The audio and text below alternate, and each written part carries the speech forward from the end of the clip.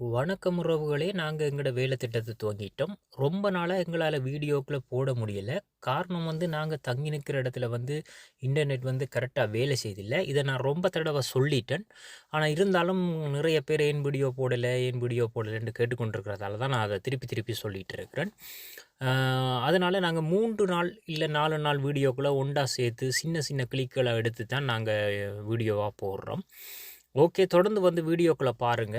என்னென்ன வேலை திட்டங்களை இதுவரைக்கும் செய்திருக்கிறோம்னு சொல்லி வாங்க தொடர்ந்து வீடியோக்குள்ள போவோம்.